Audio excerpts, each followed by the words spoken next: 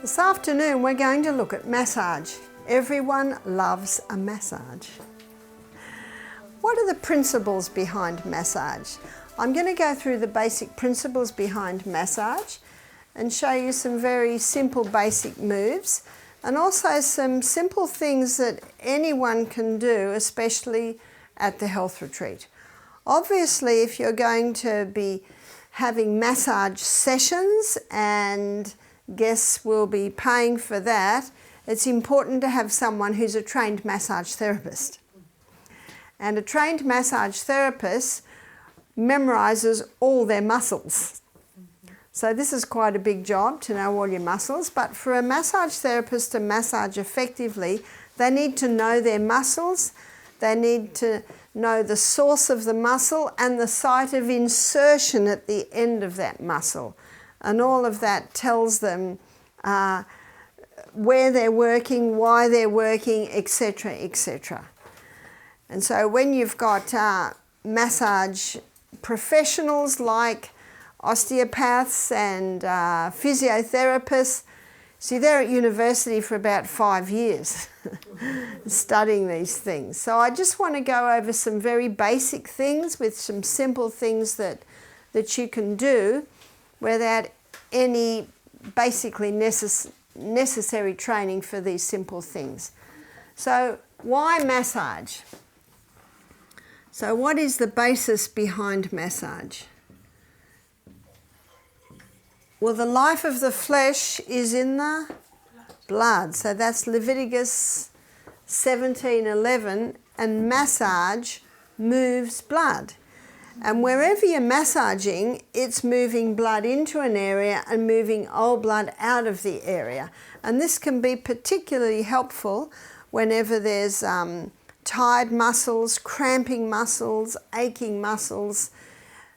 It can work very nicely for that. So what massage moves is blood. And again, we'll just recap what blood contains. It contains red blood cells, and those red blood cells carry the oxygen. The red blood cells carry the nutrients. The red blood cells also carry water.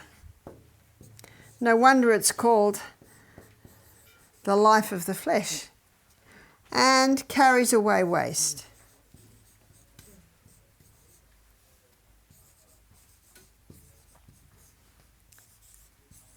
When we looked at hydrotherapy, we looked at how water is the best conductor of hot and cold, and how moving limbs or areas of the body in and out of the hot and cold can certainly stimulate movement of the blood.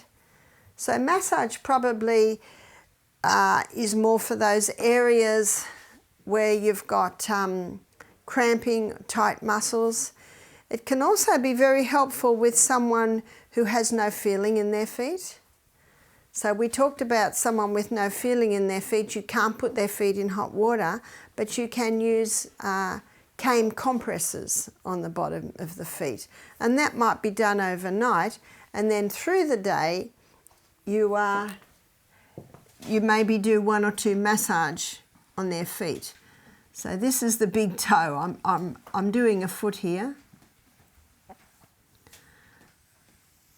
So here's the foot, there's the ball of the foot, and then we've got the heel. And when you're massaging the feet, there's a few things to remember. Whenever you begin massage, you massage with light strokes. You never go straight into massaging hard. You've got to get the body that you're touching used to your touch. So you start and you might just do gentle strokes. Now it's quite possible that the person's ticklish and they won't like that. So what do you do if someone's ticklish and they do not like that gentle stroke? I personally am ticklish, so that doesn't fit well with me, but what you can do is you squeeze.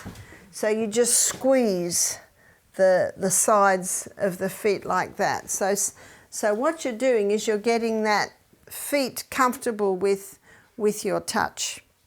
And having your fist like this is a good one, moving the fist like that, and you move it down like that. That can be very, very nice, and that will not, it's not hurt, but will not stimulate the tickle foot. And your two thumbs, you can go in hard like this. They're called thumb circles, round and round. What you will find is the person with the ticklish feet, they're usually okay on the top of the foot. And so the other thing you can do is you can start with your hand. So this is knee, that's knee, and then you've got calf muscle coming down like that. And then you've got the ankle bones like this. Sorry, that's a little bit big, but I'm exaggerating. So here's foot here. So you can start to move down like that. Now, remember that you've got your shin over the bone there, and the blood supply to that area is not very good. And that's why with diabetics, you can often get wounds in that area. But you can't really massage the bone, but you can massage around here. So those thumb circles, and if your thumb gets sore, you can just use your fingers like this and massage around that area. And also bring that down to the feet. Bring it down to the feet like that. So sometimes what you can't do much on the bottom of the foot, especially if they're ticklish, you can do on the top. So it's just gentle strokes there, squeezing the side of the feet. Another thing that's very good on the foot massage is pulling the toes. And you can pull them, flick, pull them, flick, pull them, flick, like that. What you'll find in many massage parlours, they will always wash the feet first. And that can be a nice thing to do. The biggest pores on the whole of your body are in the soles of your feet. So if someone's fairly toxic, they can have waste coming out of their feet. So it's nice to wash them first. If you've got someone with no feeling in their feet, you want lukewarm water. And of course it depends on the weather too, or even cool water. Someone that does have feeling in their feet, it's nice to start with the warm water and then dry them. And what would you use for massage? What we use is coconut oil. Coconut oil is a bit thicker oil, but it does eventually soak into the feet. So the reason I'm mentioning the feet is I was attending a health retreat in Queensland, and every afternoon they massage all the guests' feet. So they have, even the maintenance comes and does a bit, the laundry lady comes, so everyone has a foot massage. And they love it. So again, starting squeezing of the feet, and your knuckle going down, but also thumbs going round, fingers going round, and you just constantly keeping a rhythm. Rhythm is very important when you massage. Nothing jerky, pulling. Now you do pull the toes, but even then you pull with a rhythm. You pull with a rhythm. So remember, with massage, rhythm is very important. Also, I'm going to say preparation, because that's when you first touch them. If you wash their feet first, that's really a preparation, because you're already touching their feet in the drying of the feet. So the rhythm's very important. Nothing jerky, because that sort of goes against the rhythm of the body. A reflex for a woman's reproductive organs is from her heel up her calf. So often you'll find women can be a little tender there, and that's a nice place to massage. And with that, you'd pull it up like this. So how long would you do a foot massage for? Usually there's only a necessity to do it for 20 minutes, and after 20 minutes you might start wondering what to do next. But you can alternate your moves, and circles like this on the top of the feet, that can be very nice as well. So So I've only given you a few moves for the feet, but you can just keep alternating to do that. And massaging the feet can really relax a person. Massage for the feet can help with circulation to the area. I was asked to visit a lady once in New Zealand. We had to go way out in the bush because this lady could not bear any exposure to any electromagnetic field. So she had to be a long way from anything electric. She was lying on a lounge when we went in there, and there was not much we could do with her, but I touched her feet and they were cold. So I said, "Do you mind if I massage your feet?" And I massaged her feet, and I must have massaged her feet for half an hour while we talked to her, and by the end of the massage her feet were warm. So you see, the massage does pull the blood down to the area. Yes? Can I just ask about that electromagnetic field? Is there any way for them to be cured of that problem? So when someone is, ultra sensitive like that, this is their body. And for them to be so sensitive, their body's actually had a high dose of it, it's full. So they only have to have one more drop coming in and they've got overflow. And this can not only be electromagnetic field but also chemicals. So they seem to add together to get this full cup.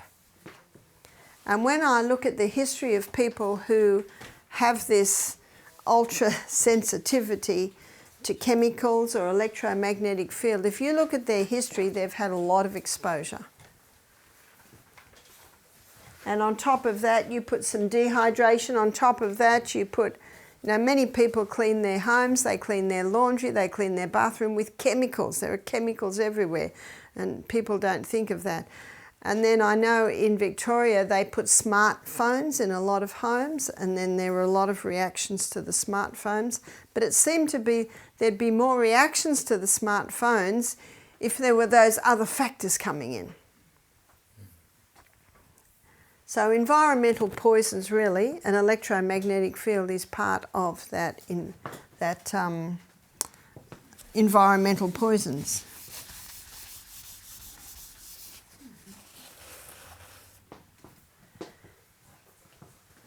So let's go to the hands now. And the hands is also a lovely area to massage, yeah? Short question.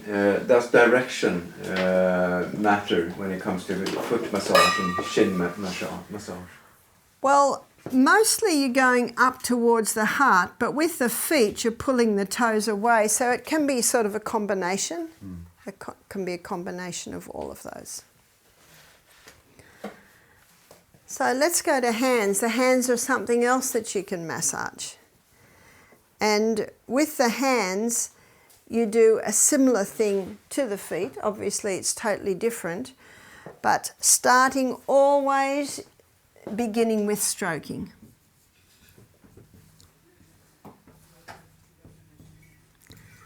Now, I don't know anyone with ticklish hands, like they have ticklish feet. But just the stroking is very nice. Just the stroking and stroking also at the front. And rhythm, keep your rhythm. And we'll call them thumb circles.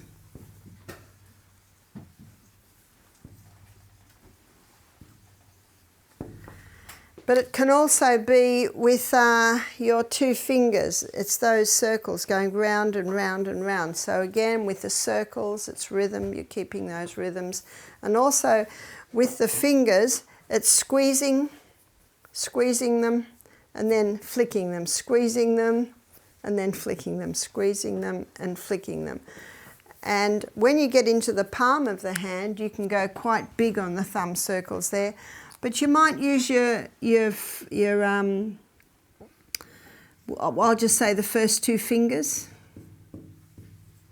If you're not used to massaging, you might find that your thumbs get sore, so then you flick over to your two fingers. But also, as with the feet where you squeeze, squeeze, squeeze, you can certainly do side on the side with the hands. So if people can't bear their feet to be massaged, you might go to their hands. And You would do that too to relax them. You can also do it to break down ice with someone who is very hesitant about being there. You can say, and I always ask permission, would you like me to give you a foot massage? Would you like, no, I don't want a foot massage. I don't like people touching my feet. Would you like me to give you a hand massage? And often they will allow that. Now the other massage that I wanted to talk about is when a person has a headache. And they might have a headache for a few reasons, but something that is at the base of the head is the neck. And many headaches are due to what's happening in the neck and shoulders. So let's go to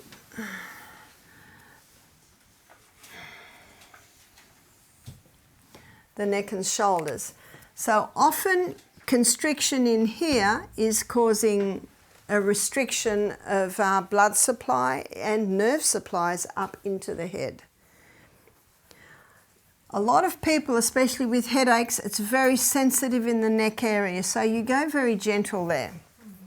But again, you start, the preparation is touching, just touching, stroking, just stroking, and then you're getting their skin and their body used to your touch.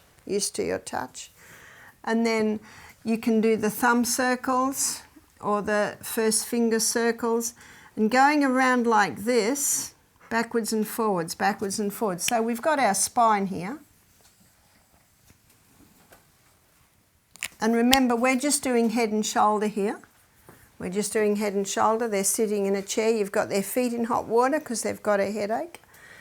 And you're just going around. So where you're going around to, you're probably going to about thoracic. You're going to about mid here. So here is arm. And here is waist here. So you're basically only going to about there when you're doing the head and shoulder. So you always start with this gentle stroking, and then do the thumb circles, and you might go around and you might think, oh, there's a tight little bit. The more you do this, the more your fingers will be able to pick it up, and you think, oh, there's another tight bit there. And what you'll often find, but you don't really see this unless I've got no clothes on, but the trouble areas will go red. But of course, when you're doing head and shoulder and they've got a headache, usually they've got clothes on. And then you go over the other side, but often just with your fingers you can pick it up. And also going round the spine is very nice. And getting your fingers, see these fingers going in and around the spine. Here, that feels very nice, in and around the spine. And you'll see how far up there you can go. And sometimes just 2 fingers like this down the spine. Oh, that can be very, very nice. And what you'll also pick up on, if someone goes, oh, that's good, then you'll notice that. So it's not until you've done all that, you might pick up some trouble spots. And often with a headache, there's very tight here. So that's when you can use your thumbs. But let's say you pick up a tight spot there. It's important not to just stay on that area. What you do is, it'll be hard, but then you'll move on, and you might go like this a little bit. And then you might move on and down. And often they're tight down in here, and you can get your whole hand out and squeeze. So remember, you're doing rhythm. You want rhythm with, it's no jarring. And then you'll come back, and then you might go that again. And oh, that's very sore, but you'll move on. And you might stroke down here. And then you'll come back. So can you see what you're doing? You don't stay on that area, even though that area needs work. It will be very painful for them. So you keep moving. Spreading it out like this. And so once you've done one side, then you can do the other side, and then often you'll go in with both hands. Now what you've got to be careful with these fingers, and a lot of people do this without thinking, that when you massage at the back, your fingers are about where the collarbone is. And you might be so concentrated on your thumbs massaging here, you're not realizing you're putting a lot of pressure on that collarbone. And that can be very uncomfortable. So be mindful of that. It'd be good maybe after this for everyone to try a little bit on each other, yeah? I learned to put pressure on these, it's the lactic acid, right, that you're trying to get out, and to put pressure and then loosen and do a lot of breathing. And then Yes, yeah. It's where you get those knots that, but often it's just too painful. That's why you move away and come back. You move away and you come back. You move away, and they can cope a lot better when you do it like that. But what really helps is coming up to the head. But it's a good idea to loosen those shoulders up here before you go up to the head. And the person will let you know how much you can do on the neck. So often it's around like this. And then what's nice on the head is just this movement. But I've been to massage places where they do it so hard it's painful. Now I think my husband, he loves it very, very hard. So you're very much picking up, is that okay? Is that okay? Do you like that pressure? Do you want me to go further? Do you want me to go a little bit less? So these are just simple things that you can do when guests have discomfort. And we get a lot of headaches, And one lady, she wanted to be taken into hospital. She said, I need a painkiller. So we said, hang on, we'll see what we can do. Because it's an hour into town. And she already had, painkillers. So what are you going to do? You get stronger painkillers, then you have to get a doctor to prescribe. It's very, very complicated. But when people are in pain, sometimes they don't think really straight. And so very quickly, you tend them. You tend them very quickly. And you get the hot foot bath. You put their feet in the hot water. Remember, put their foot in your hand first and lower it into the water. And if they've got neuropathy, peripheral neuropathy, their feet are cold, remember you just make it warm. But you have a boiling kettle there. But you get that water, just maybe what your hand, a little bit less what your hand can cope with. You're right there. And you've got the kettle on, you've got someone on the kettle. So sometimes you have to move fast. If you see someone stressed, just the fact that you're moving fast to help them usually settles them. And then this is often a wonderful opportunity to ask if you can pray for them. And you just say, do you mind if I pray for you? No, I don't want that. Okay, that's perfectly fine. And then you just go into the massage. But I find that 80% of people say, yes, please. You just say a very simple prayer. If they're a Christian, you can go a little deeper. If they're not, just make it very simple. We just say, Father in heaven, thank you so much for Sue. Thank you so much that she's here. And it is my prayer that these simple treatments will bring her relief. In the name of Jesus, amen. Just something very simple like that. And then you start on all of these areas. And if they're enjoying it, you can go a little longer. You might even go down the arm to the hand. But with a headache, there's usually constriction here. That's why break up these areas here, which will help the blood go up there. It relaxes their whole body. But the head can be incredibly nice.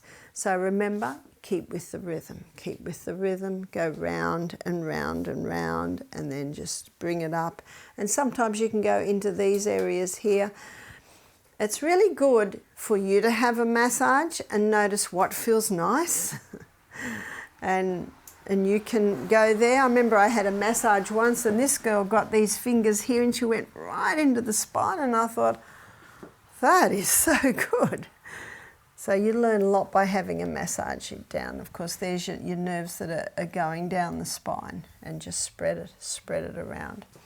And sometimes up in the front here, that also causes a release. Sometimes going down to arms.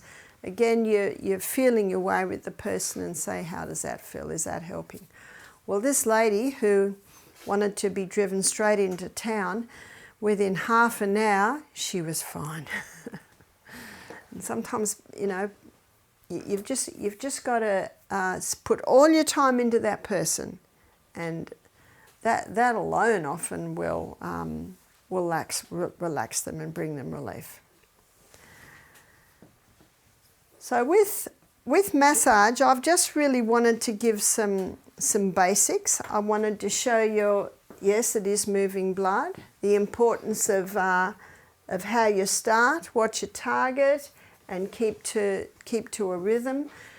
And even if you do a massage course, what you'll find is as you start to massage, you refine it yourself. But even if you don't do a massage course and just start on these simple things, it's important to know your muscles. So I know when my daughters were learning, they had a colouring book, and that colouring book was every muscle, and they coloured in the, there's so many muscles in these areas here, and also in the feet, so many muscles around there. And what you do is you choose a muscle a week and start memorising your muscles. This is a big muscle here, that's your trapezius muscle, and that basically ends about there and comes down to about here. That's a very large muscle.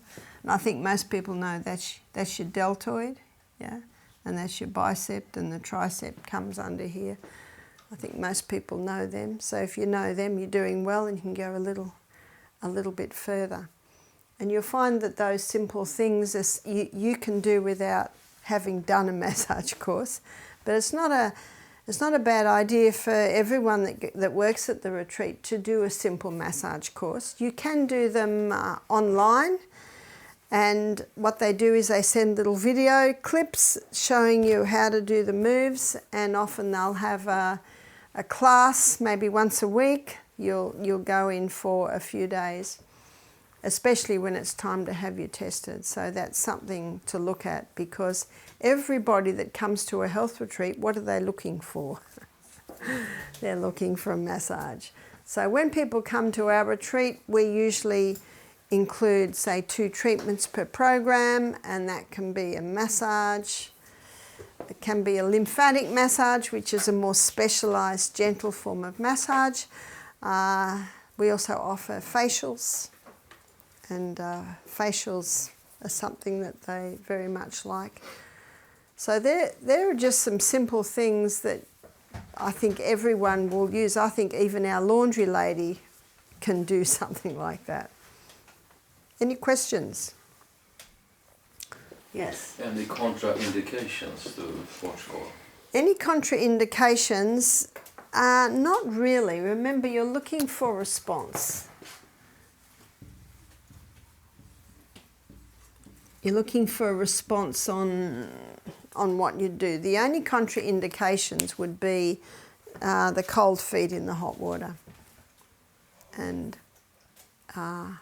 but the cold feet definitely respond very nicely to massage. Yeah. Can you mention just briefly how the lymphatic massage looks like?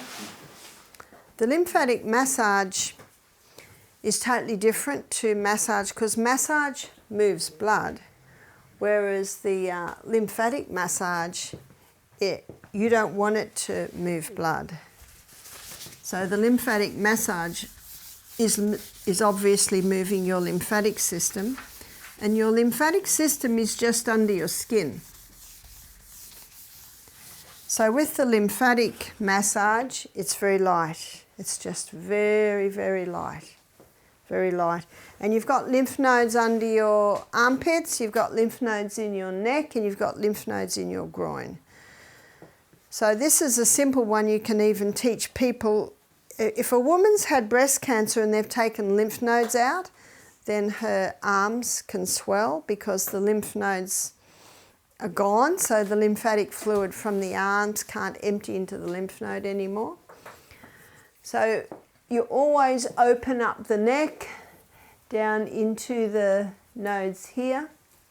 So you can just simply gently pull that down like this. Even if you're going to do the arms, you must also always milk the neck, and your nodes are just here. So it's milking, and then little circles around and the milking again. And then with the arm, you never start there, you always start here. So you empty that, the lymph here, and then little by little you would go down. And you can teach the person that, and of course having their arm up helps also to drain it. So the lymphatic system is like a network of capillaries, and it's got little gates here and there on it. The blood capillary network has a muscular surrounding, and when the heart pumps, it pumps the whole body through, and you've got, you know, we feel our pulse, so you've got this pumping action going through, but not the lymphatic system.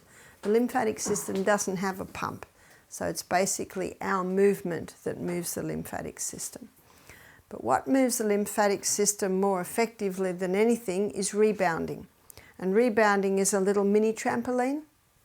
So if someone's got any swelling of any sort, we get them and just start with the health bounce, which basically is just this, just that moving up and down. And the beauty of the rebounder, there's no jarring, there's a springing action on the rebounder.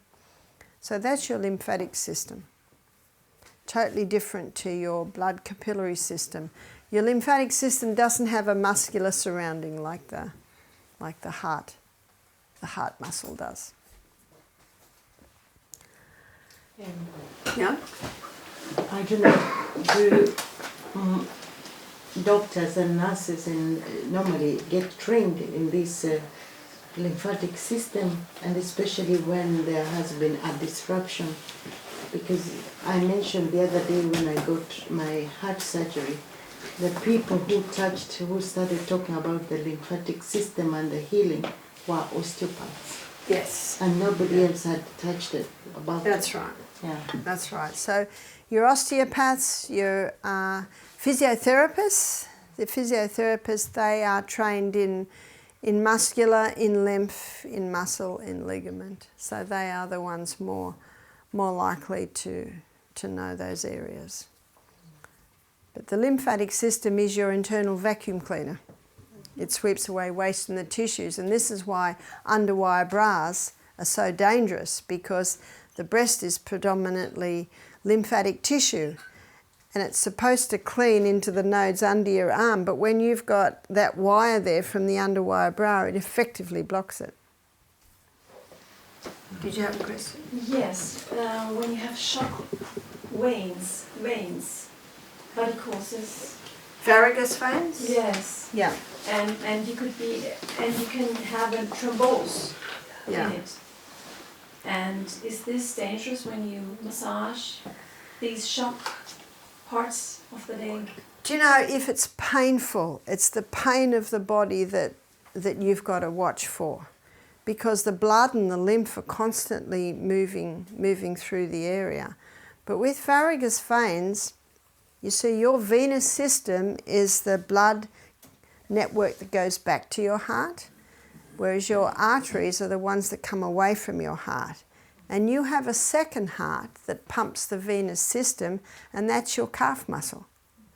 So just moving your foot up and down, as you can see, stimulates that heart muscle. So people with varicose veins are good to do this a lot when they're standing at the sink or doing anything, is to do that calf muscle.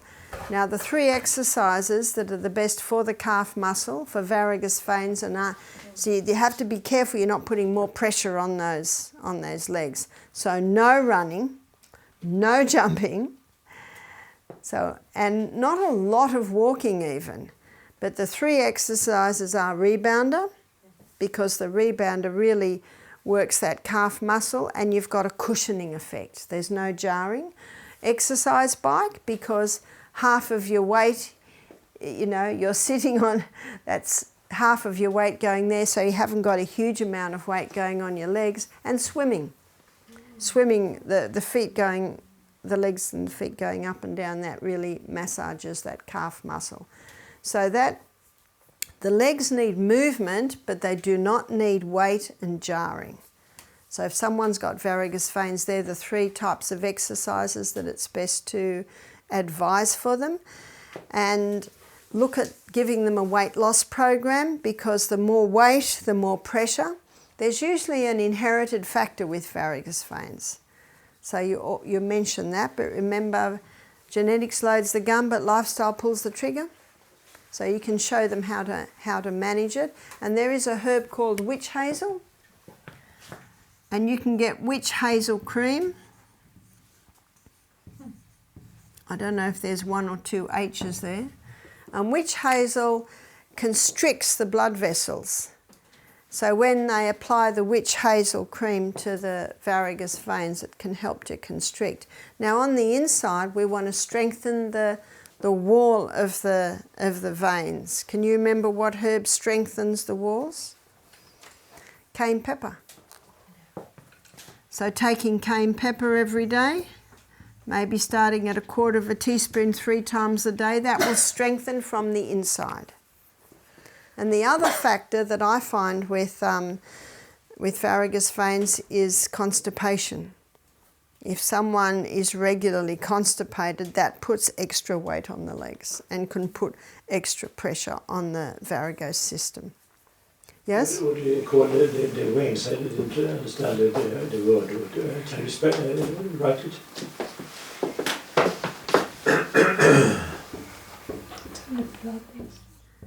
Varicose veins, now your venous system, it's usually in the legs and the back of the legs. It's when people get swollen.